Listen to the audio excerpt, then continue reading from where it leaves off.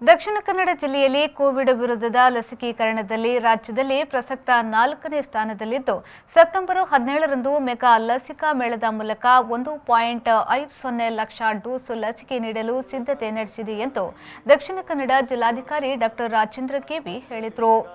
ಅವರು ಸುದ್ದಿಗೋಷ್ಠಿಯಲ್ಲಿ ಮಾಹಿತಿ ನೀಡಿ, ಜಿಲ್ಲೆಯಲ್ಲಿ ಈವರೆಗೆ 80% ಮಂದಿ ಪ್ರಥಮ ಡೋಸ್ ಪಡೆದಿದ್ದಾರೆ. ಸುಮಾರು 56,000 ಮಂದಿ ಪ್ರಸಕ್ತ 2ನೇ ಡೋಸ್ ಪಡೆಯಲು ಅರ್ಹತೆಯನ್ನ ಪಡೆದಿದ್ದಾರೆ. ಸೆಪ್ಟೆಂಬರ್ 17ರಂದು ಈವರೆಗೆ ಪ್ರಥಮ ಲಸಿಕೆ ಪಡೆಯದವರೆಲ್ಲರೂ ಲಸಿಕೆ ಪಡೆಯುವುದು ಖಾತರಿಪಡಿಸುವುದು ಆದ್ಯತೆಯಾಗಿದೆ ಎಂದು ಹೇಳಿದರು.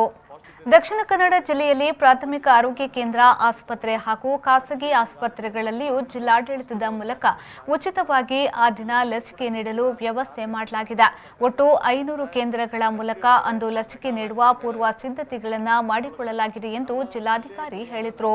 17ನೇ ತಾರೀಕಿಗೆ ಈ ಒಂದು 17 ಶುಕ್ರವಾರ ದಿವಸ ನಮ್ಮ ಜಿಲ್ಲೆಯಲ್ಲಿ ಮೆಗಾ ವ್ಯಾಕ್ಸಿನ್ ಮೇಳವನ್ನು ನಾವು ಪ್ಲ್ಯಾನ್ ಮಾಡಿದ್ದೀವಿ.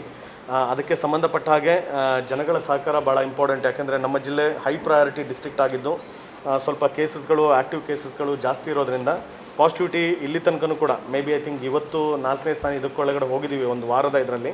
ಬಟ್ ಹೈ ಪಾಸಿಟಿವಿಟಿ ರೇಟ್ ಇರೋದ್ರಿಂದ ಈವನ್ ಕಾಸರಗೋಡಲ್ಲಿ ಕೂಡ ಇನ್ನೂ ಕೂಡ ಪಾಸಿಟಿವಿಟಿ ರೇಟ್ ಜಾಸ್ತಿ ಇರೋದ್ರಿಂದ ನಮ್ಮ ಜಿಲ್ಲೆಯನ್ನು ಹೈ ಪ್ರಯಾರಿಟಿಯಾಗಿ ತೊಗೊಂಡು ನಮ್ಮ ಜಿಲ್ಲೆಯಲ್ಲಿ ಈಗ ಆಲ್ರೆಡಿ 80% ಫಸ್ಟ್ ಡೋಸ್ ವ್ಯಾಕ್ಸಿನೇಷನ್ ಆಗಿದ್ರೂ ಕೂಡ ನಮ್ಮ ಜಿಲ್ಲೆಗೆ ಇನ್ನೂ ಕೂಡ ಹೆಚ್ಚಿನ ಟಾರ್ಗೆಟನ್ನು ರಾಜ್ಯ ಸರ್ಕಾರದಿಂದ ಅವತ್ತು ಎಂಟೈರ್ ಕಂಟ್ರಿ ಒಳಗಡೆ ಮೆಗಾ ವ್ಯಾಕ್ಸಿನ್ ಮೇಳ ಇರುತ್ತೆ.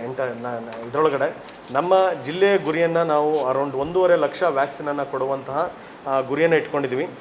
ಕಳೆದ ವಾರನೂ ಕೂಡ ನಾವೊಂದು ಪ್ರಯತ್ನವನ್ನು ಪಟ್ಟಿದ್ವಿ ಲಕ್ಷ ಲಸಿಕೆ ಅಭಿಯಾನದೊಳಗಡೆ. ಅದು ಸಮಯಾವಕಾಶದ ಕೊರತೆಯಿಂದ ಮತ್ತು ಇದರೊಳಗಡೆ 1-2 ದಿವಸಗಳಲ್ಲೇ ನಾವು ಅದನ್ನು ಮಾಡಿದ್ರಿಂದ ನಮ್ಮ ಆರೋಗ್ಯ ಇಲಾಖೆ ಹೆಚ್ಚಿನ ಕೆಲಸ ಮಾಡಿ ಅರೌಂಡ್ 53,000 ರಿಂದ 54,000 ಜನಕ್ಕೆ ಅವತ್ತು ವ್ಯಾಕ್ಸಿನೇಟ್ ಮಾಡಿದ್ದೀವಿ.